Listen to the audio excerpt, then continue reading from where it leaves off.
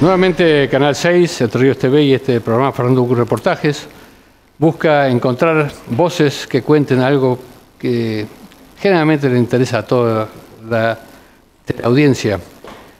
Estamos cerca del 2 de abril, que es el Día del Veterano y de los Caídos de la Guerra de Malvinas.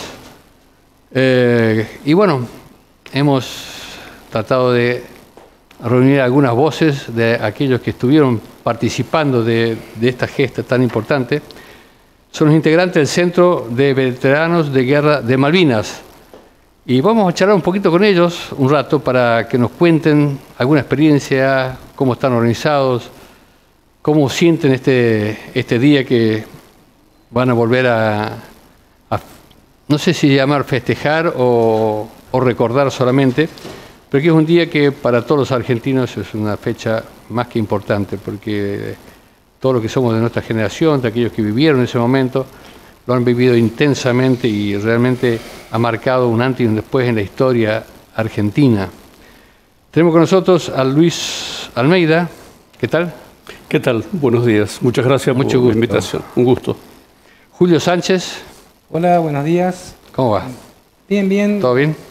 Ya no vaya contando despacito. Vamos a ir recorriendo acá, haciendo las presentaciones respectivas. Osvaldo Valdata.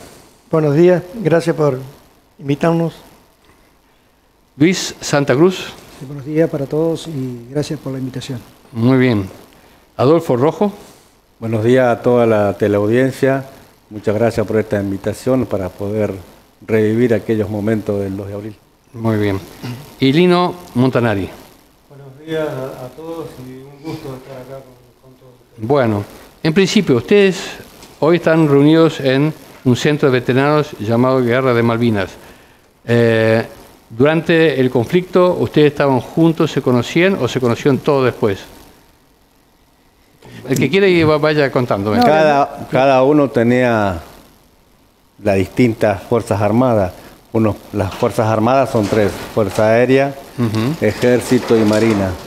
Acá estamos representados en esas tres fuerzas. Ajá. Bueno. Uno se conocía con el otro, así que. Entonces, bueno, Luis Almeida, sí. Comenzamos contigo. Bueno. ¿Dónde estabas? ¿Qué cargo tenías? ¿Dónde estuviste? Bueno, voy a ser breve. Yo estaba en Fuerza Aérea. Fuerza Aérea. Ahí está justamente hablando de las fuerzas. Ajá. Mi destino en su momento, yo tenía una jerarquía militar, era cabo primero, era Comodoro Rivadavia, la 9ª Brigada Aérea. Estaba en Comodoro Rivadavia y mi función era la enfermería. Yo hice enfermería de rescate aéreo y de evacuación aeromédica. Así que bueno, el trabajo que me tocó era ir a Malvinas, volver con los Hércules, traer los heridos, hacer algunos que otros rescates en el mar y hacer ese trabajo, que era evacuación aeromédica y enfermería, rescate en la sanidad militar. ¿Recuerdas cuántas veces llegaste hasta las islas? Hasta las islas fueron 3 veces. 3 veces. Con 3 Hércules en distintos momentos. Ajá. En mayo, 6 de mayo, salí de Malvinas con el Tango Charlie 65 y después fui en 2 oportunidades más con el Tango Charlie 68. Siempre para buscar heridos que estaban en Malvinas y había que traerlos al territorio porque los compensaban en el hospital de campaña y había que trasladarlo para tratamiento de mayor complejidad. Claro. Entonces llegaban a Comodoro, donde había un hospital de Fuerza Aérea que se llamaba Hospital Reubicable, y de allí se decidía si se llevaba a Buenos Aires, se trasladaba, donde había que hacer, había heridas realmente importantísimas, de esquirlas, de bala, de misiles. Así que ¿Se hicieron amputaciones también ahí? Había amputaciones, sí. Sí, hubo que hacer amputaciones, a veces en momentos después de explotar las bombas del ataque del 1 de mayo en adelante. Esas cosas eran bastante comunes. ¿Y cuántos aviones como los tuyos había para trasladar heridos? No, los aviones eran Hércules, para trasladar heridos no hubo traslado en otros aviones que yo sepa. O sea que vos... ¿Todos los heridos que salieron de Malvinas? No todos, porque hubo otras evacuaciones intermedias donde yo era reemplazado por otros enfermeros y otros médicos, incluso del ejército, algunos, en algunos casos. Y a mí, por ejemplo, puedo contar el día 6 de mayo, el día 5 hago el traslado, primer traslado en Hércules. El día 6 llego a Comodoro e inmediatamente me envían a hacer una misión sanitaria de rescate del navío Alférez Sobral. Ajá. Así que eso fue en helicóptero, pero en San Julián y en Puerto Deseado, dentro del territorio. En ese periodo, las evacuaciones que se realizaron las hicieron otros enfermeros que eran designados de las distintas direcciones de sanidad de las distintas Fuerzas Armadas. Generalmente las evacuaciones aeromédicas se hacían con personal de la Fuerza Aérea, pero dentro del territorio de las islas, de la Gran Soledad, de Gran Malvina y de Soledad, y Puerto Argentino, los helicópteros eran de ejército. Todos eran de ejército, no había helicópteros de la Marina, de Fuerza Aérea. Y los aviones en general también eran de ejército y de la Marina, en las islas. Ajá. Así que bueno, eso, las únicas evacuaciones se hacían con los Hércules. Cuando estaba la posibilidad de que el puente aéreo se abría, es decir, que de Comodoro o cualquier otra parte del territorio nacional se podía llegar a las islas, porque no había combate aéreo, no había bombardeos de los Sea Harrier ingleses o de los Vulcan ingleses, y entonces los Hércules, que eran aviones puramente de transporte, de persona o de material bélico, podía trasladarse, eran 3 horas de vuelo desde Comodoro. Esas 3 horas de vuelo se peligraba todo el tiempo en el aire de recibir un bombazo. En el momento de la rendición, ¿dónde estabas? Yo en el momento de la rendición yo ya estaba en Comodoro. Sí, Comodoro. Porque a mí me trajeron antes en un vuelo, yo llegué en un vuelo a Madryn, antes, y después de Madryn fui trasladado a Comodoro Rivadavia. Julio, ¿cómo fue tu historia? ¿Cuántos años tenías en el momento del 2 de abril? Yo en este momento soy oficial mayor retirado de la Fuerza Aérea. Entré a la Fuerza con 15 años de edad y para el año 82 mi especialidad, ya había hecho la escuela, había egresado, era suboficial, tenía el grado de cabo, 19 años de edad, y mi especialidad era artillería antiaérea. Y mi escuadrón estaba destinado en la base aérea militar de Río Gallegos. Cuando se recupera las Islas Malvinas, en Malvinas, en la isla Soledad, hay una sola pista asfaltada que tenía 1200 metros de largo por 30 metros de ancho, y era la única pista donde iban a poder operar los aviones cargueros, no así los aviones de combate, porque la pista era corta. Entonces lo primero que se hace es formar una base aérea militar, que en ese sector se forma la base aérea militar Malvinas, cuyo jefe es un entrerriano de aquí de Paraná, el brigadier mayor Héctor Luis Destri, que actualmente reside acá en Paraná. Y para conformar la base, bueno, se destaca personal de comunicaciones, meteorología, torre, y para hacer la defensa se hace con la artillería antiaérea, la defensa antiaérea. Al ser la única pista que iban a operar aviones, era lógico y se esperaba, y fue así, que el primer ataque se realiza a la pista de aterrizaje de Puerto Argentino. Nosotros el 2 de abril concurrimos como todos los días a la brigada, era un día viernes, a la base, porque era base, concurrimos y éramos el único de esa base, éramos el único escuadrón operativo, la artillería antiaérea. Entonces el jefe de brigada nos ordena que preparemos todo para desplegar.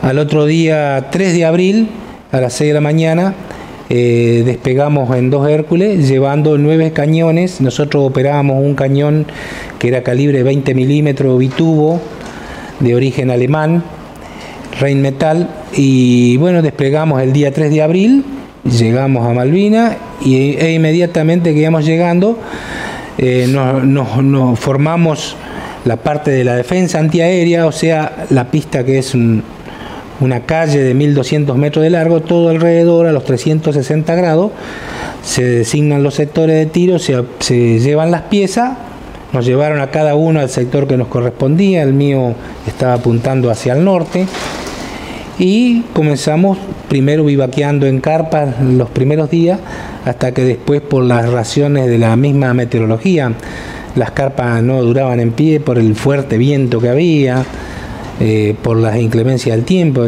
hacía mucho frío. Comenzamos a hacer los pozos para vivir debajo de los refugios antiaéreos, para vivir debajo de la tierra, con los elementos de circunstancia que allí encontramos, ¿no es cierto?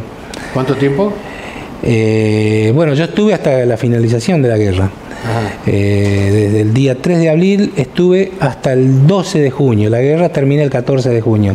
El 12 de junio, como ya sabían que se avecinaba el final de la guerra, nos mandan un relevo desde Río Gallego, nuestra base de asiento, con otros artilleros. Nosotros desplegamos 9 suboficiales, un oficial que era jefe de batería, 9 suboficiales, que cada suboficial ocupaba el puesto de jefe de pieza, o sea, jefe de cada cañón. Cada cañón teníamos 3 soldados con nosotros. Los soldados eran de la clase 63, tenían 18 años de edad. Los habíamos incorporado en enero de ese año, del año 1982. Fresquito, pero con una instrucción bastante avanzada, digamos. Así que anduvieron muy bien. Y como estuvimos hasta el día 12 que nos llegue el relevo. Nosotros volvemos a nuestra base. Nos habían dicho que volvíamos por una semana para descansar y después volvíamos al combate. A los 2 días finaliza la guerra, y bueno, los que nos fueron a relevar a nosotros fueron los que quedaron prisioneros, y nosotros quedamos en nuestra base. Antiaéreo. Tuvieron que tirar muchas... Sí, el primer ataque que se realiza sobre la isla es el día 1 de mayo a las 4:40, era de noche, que ataca un Vulcan. Un Vulcan es un bombardero, un avión grande que viene desde la isla Ascensión, el cual, para venir desde la isla Ascensión, bombardear y volver hasta la isla Ascensión, necesitó, entre ida y vuelta, que le hagan 12 reabastecimientos en vuelo para poder llegar. Una operación tremenda. Cuando comienza el bombardeo, la primer bomba que larga ese avión, es la que impacta en la pista. La pista, le decía yo, es como una calle, una ruta. En el medio tiene el eje longitudinal, que es una línea blanca por el cual se guían los pilotos para aterrizar y mantenerse en el centro de la pista. Bueno, entre el eje longitudinal, la pista corría de este a oeste. El bombardeo vino desde el noreste hacia el suroeste. O sea, hace un bombardeo ¿Vos estabas ahí cruzado. en ese momento? Sí, la primera bomba cae a 100 metros de la posición mía. Ni me conté lo que vos sentiste con la primera explosión, ¿no? En realidad nos sorprendió a todos. Nosotros, el cañón que operaba yo es visual. Yo, para poder repeler un ataque, lo tengo que ver al avión. O sea, de noche, si no lo vemos, aparte, uno hoy en día ve el avión que va volando y prende luz verde, roja, flash. En la guerra no se usa luces para que no se identifiquen. De noche no se lo veía, o si por ejemplo un día como hoy, que está nublado con un techo de nube a 100 metros, el avión vuela a 200 metros y sentimos el ruido. ¿Y qué hicieron nosotros, cuando vino el primer ataque, estábamos en alerta porque sabíamos que la flota estaba muy cerca? Ya en días anteriores, por el medio del radar que estaba en Puerto Argentino, veían ecos. Ecos son los aviones que los ven en la pantalla, que se aproximaban a 5 kilómetros, a 10 kilómetros y se volvían. Entonces ya sabían que había mucha actividad aérea.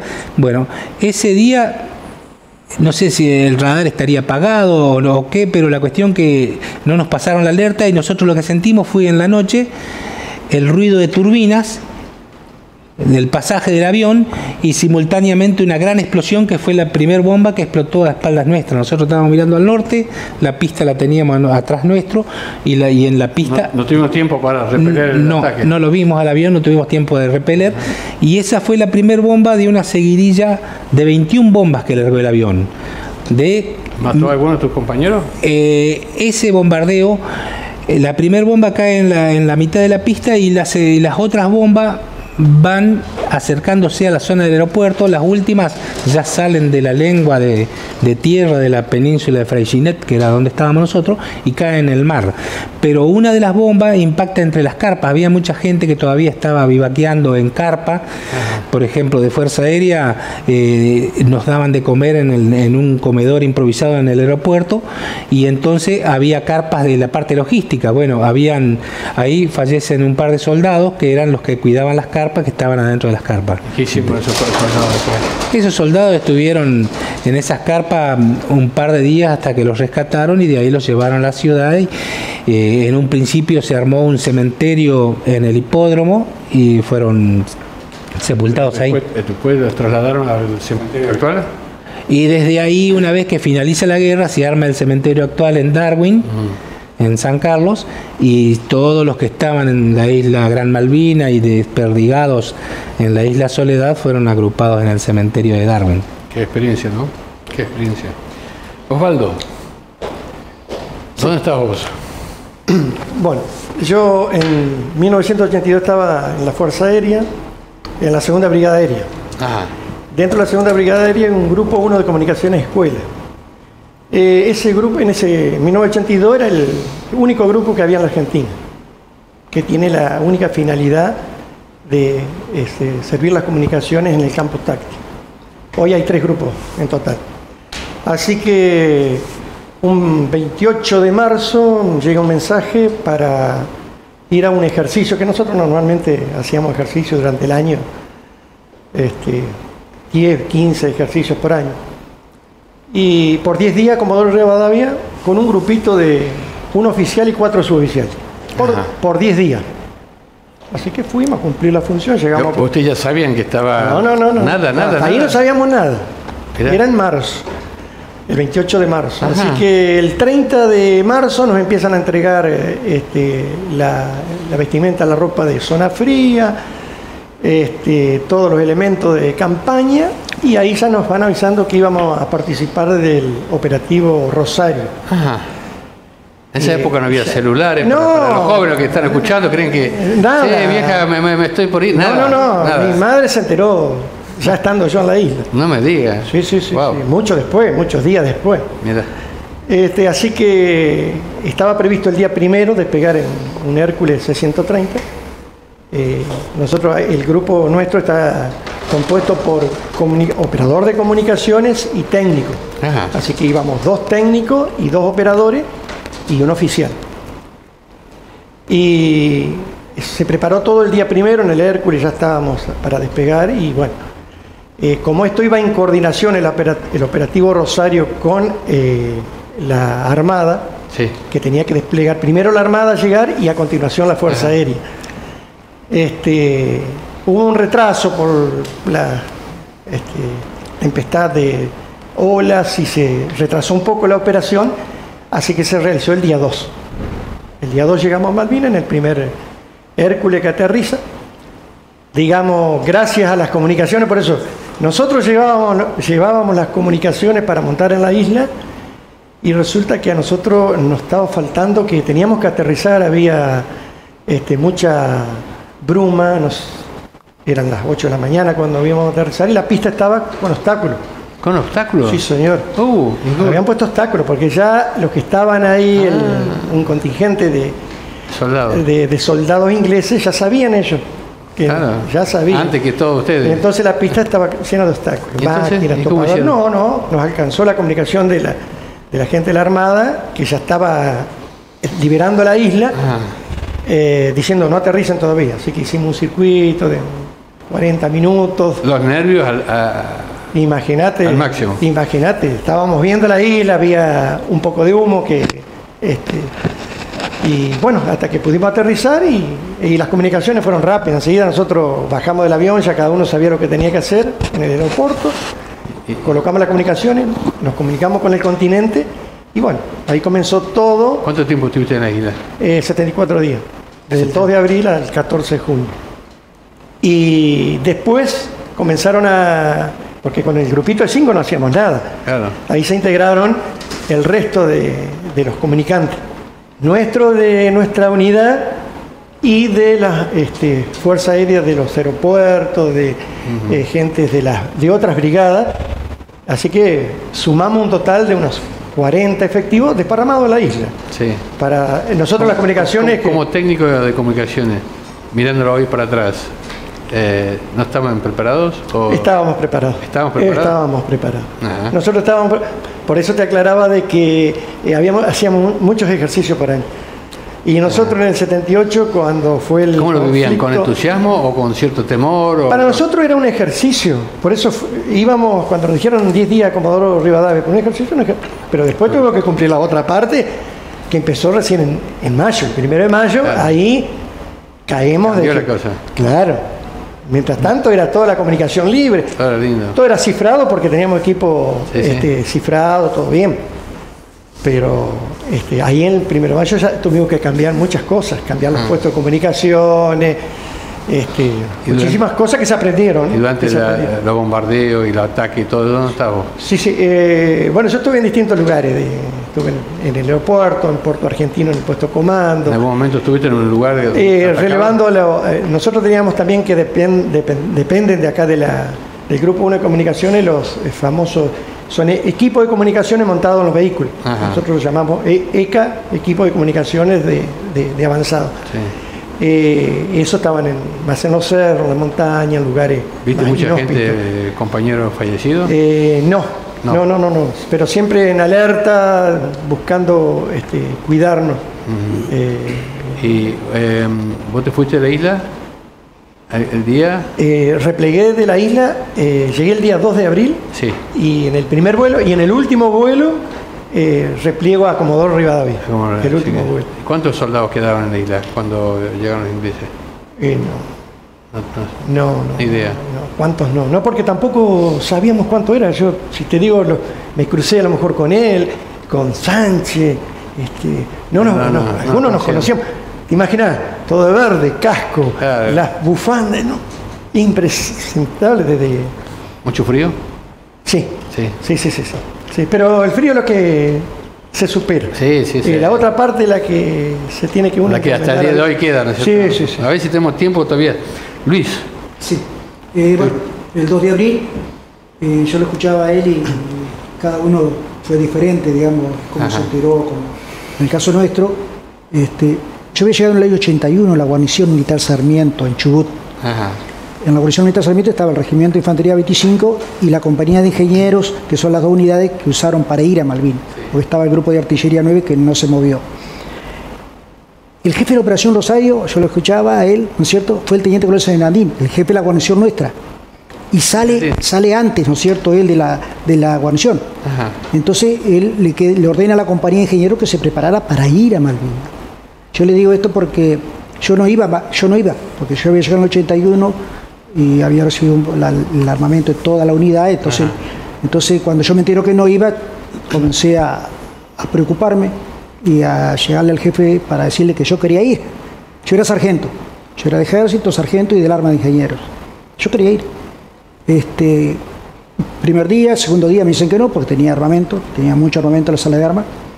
Hasta que consigo un compañero que le digo, no me recibí el armamento que yo quiero ir. Entonces me dice que sí, voy al jefe de la compañía y me dice, listo, con la gente que queda, arme un grupo y va con nosotros. Error para mí, pero en el momento lo que yo quería era ir. El 2 de abril, el 1 de abril al atardecer salimos de la guarnición, salimos con el regimiento de infantería 25 también, con la gente que iba en la compañía, iba a la sesión de Esteve, que era conocido, compañero mío también, que tenía el regimiento. Nos fuimos entrando en la ruta. El 2 de abril desembarcamos ya habían limpiado la pista, por decir, desembarcamos ahí. Después del mediodía, ya a través de helicóptero, recibe Sayandín, le da la orden a nuestro jefe que la Gran Malvina no había sido tomada todavía. Habían tomado Puerto Argentino, la isla Soledad, pero la Gran Malvina no. Entonces recibe la orden de que tiene que tomar la Gran Malvina. Entonces, por helicóptero nos suben al Almirante Iriza. Del Almirante Iriza, una vez que navegamos un par de días, que no queríamos saber nada de estar ahí, había mucha gente, muchos hombres adentro del Almirante, no sé, pero eran muchos. Nos pasan a ir a los estados ya para el desembarco. Ahí en los estados nos suben a la compañía de ingenieros y a la sesión de Esteve. A nosotros la estación de Esteves la bajamos a la altura de Darwin, antes de cruzar el estrecho San Carlos. Nosotros llegamos a la altura ahí del estrecho y por helicóptero hicimos el desembarco. Estaba el pabellón inglés todavía izado. No había soldados, sí había gente, ¿no es cierto?, que vivían ahí en ese lugar. Serían 20, 25 familias. Así que bueno, tomamos el lugar, arriamos el pabellón inglés. ¿Qué te decían? No, porque no eran ingleses, era la gente que vivía, no había soldados ingleses. El encargado de ahí no eran ingleses, eran de Malvinas. Kelpers. Kelper. Y había chilenos, había que pudimos hablar, ¿no es cierto? No decía nada. Tal es así que seguramente no nos aceptaron cuando desembarcamos y tomamos lugar. Ajá. ¿Por qué? Porque nosotros la semana, por ejemplo, la orden del mayor, dijeron que hagan sus actividades normales, miremos qué es lo que hacen, nada más. Resulta que un día al mediodía, uno de ellos le pasa un teléfono al jefe de la compañía y lo comunican directamente con la fragata. Directamente lo comunican con una fragata inglesa. Ajá. Entonces ahí nos damos cuenta que nos estaban entregando.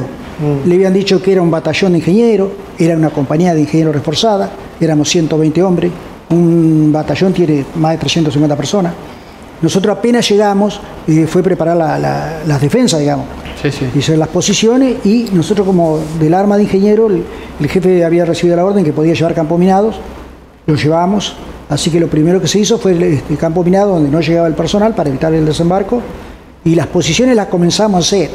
Le digo que comenzamos porque 20 centímetros era blando y después era piedra y después vertía el agua, así que lo fuimos preparando hasta que el 1 de abril comenzaron los bombardeos y desaparecimos abajo de la tierra. Cada uno terminó su posición.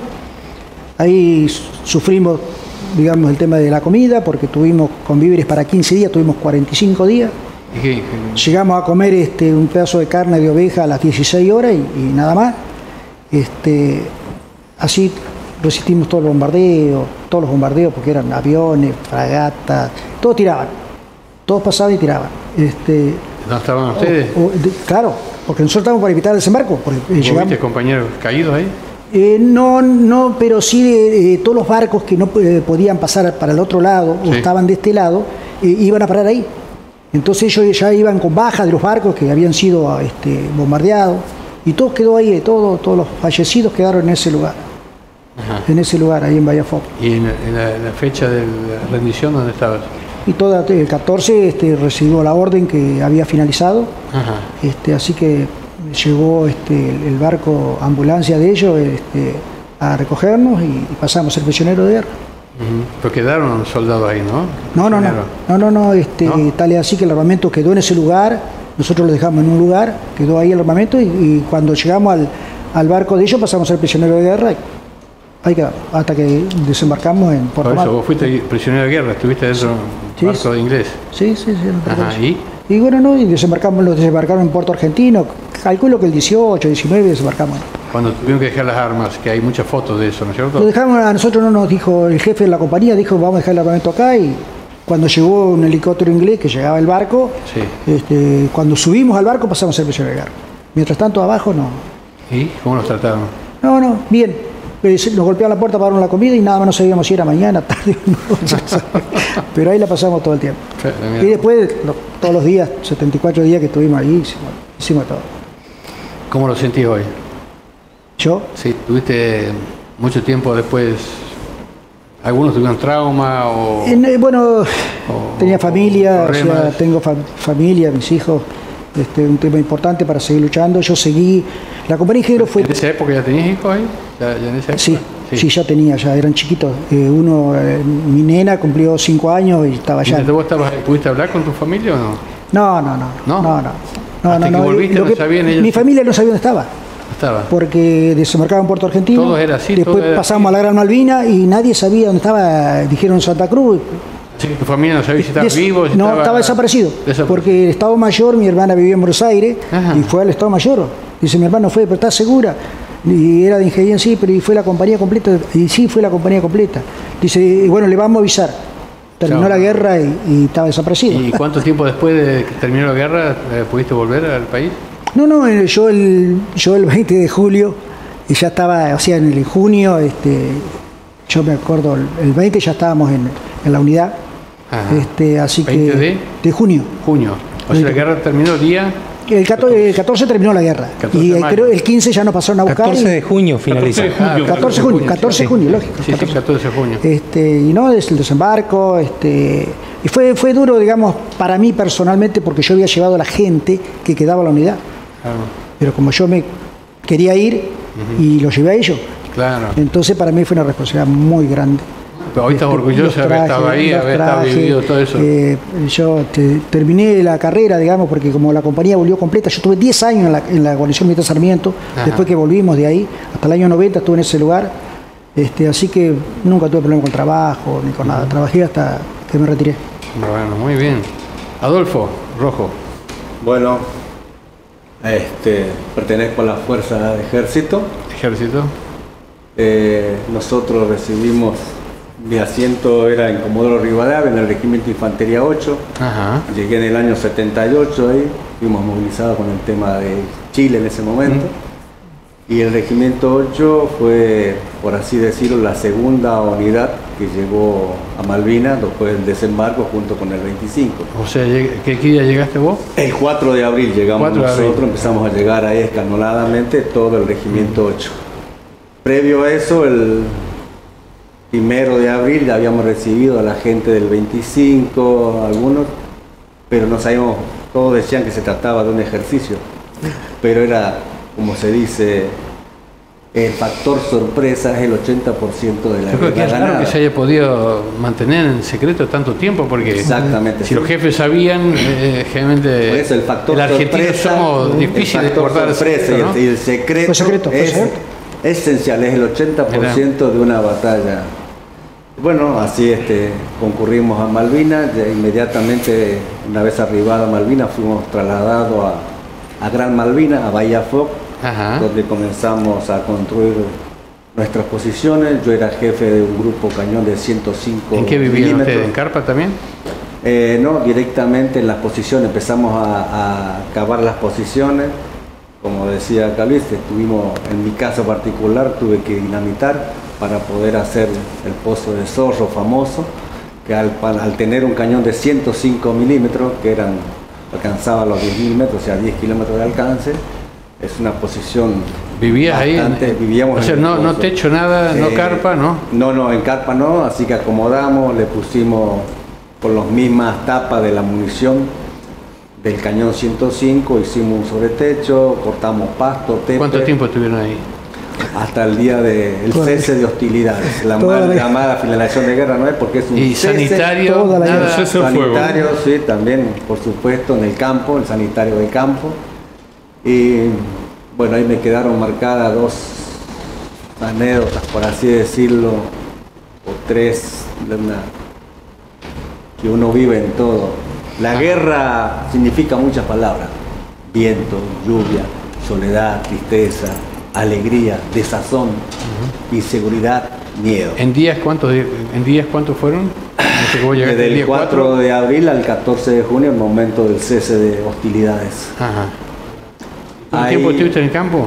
Siempre estuvimos ahí en la posición, fuimos bombardeados. Ahí el día tenía un compañero mío que estaba a 100 metros de la posición y nos enteramos los primeros días de mayo cuando pasa uno de los aviones Hércules trayendo provisiones y bueno, nos llegan revistas del continente y un compañero mío de promoción todo y encima compadre, nos enteramos que la señora había tenido familia el 22 de abril, Mira, ya estábamos en Malvinas, un par de mellizo. mellizos, una nena y un varón. Al ¿Vos varón, pudiste en algún momento hablar con la familia? no, Nada, ninguno, solamente nadie. por cartas escribimos, alcanzamos a escribir cartas, 2 sí. cartas, sí. Él se entera que era papá de Néstor Ariel y la hija le puso Malvina Soledad. Mira vos. Bueno. Así que ese es uno de los hechos que nos quedó marcado. Y el otro hecho importante, ya el 6 de junio, había un cabo llamado Wodring, que él había sido soldado en la clase anterior, en la 62, pero su desempeño, todo eso había sido propuesto para permanecer en las filas del ejército. Y él como conductor iba a buscar alimentos, pasaba muy cerca a la posición. Y como había dicho, ya habían nieve, barro. Se sale del camino, ¿no es cierto él? Y pisa una mina antitanque. Ya había Minas antitanque que habíamos puesto para defender y parar el avance enemigo. Nosotros teníamos minas antitanque para parar, es como en una casa que pone alarma, todo eso para que no entre extraños. No me digas. ¿Sí? Y bueno, el barro hizo que se corriera del lugar, pisaron una mina antitanque y falleció. No falleció, pero cuando llegamos ahí hablaba, decía, me la mandé. Bueno, quédate tranquilo, flaco, y nos dijo, tengo frío en uno de los pies, tengo frío en los pies. Claro, le miramos la pierna y de la rodilla para abajo. No había nada. Prácticamente le colgaba. Era vos, sí. Hasta que lo cargamos en un Olimog, lo llevamos a la sala de primeros auxilios, porque no había hospitales, estábamos en guerra, ¿no es cierto? No es un hospital que uno pasa un accidente e inmediatamente hoy aterriza un helicóptero y lo lleva a un hospital. Ya habían pasado, habían varios heridos, habíamos tenido nuestros muertos en la unidad. Así que cuando llegó a los primeros auxilios, el médico evaluó la situación, le alcanzó a colocar la última morfina que había para calmarle el dolor y tuvo que tomar la drástica decisión de amputarle la pierna. Claro. ¿Cómo le amputó la pierna? Si no estábamos en un quirófano. Se la amputó con un serrucho. Oh, terrible. Con un serrucho. ¿Vos estabas ahí? Estaba afuera. Y bueno, y ahí se nos quedó el Falco Boni porque no sé si convulsionó, se despertó y el médico dijo que sí, que se sintió más vale, le estaban serruchando la pierna con un serrucho. Era vos. Entonces ahí se nos quedó uno de nuestros mártires y por lo cual, como dijo Luis, nuestra lucha continúa y tenemos que bregar para poder volver a recuperar nuestras islas. Uno de los tantos casos, de los tantos héroes desconocidos que la juventud en este momento lo desconoce, pero nosotros no somos San Martín, no somos Belgrano, pero somos la historia viva que podemos transmitir nuestras vivencias. Por eso agradezco al medio de poder expresarnos y que la ciudadanía toda nos haga ese tan merecido reconocimiento y tan esperado y tan largo y tan postergado hasta hoy con nosotros.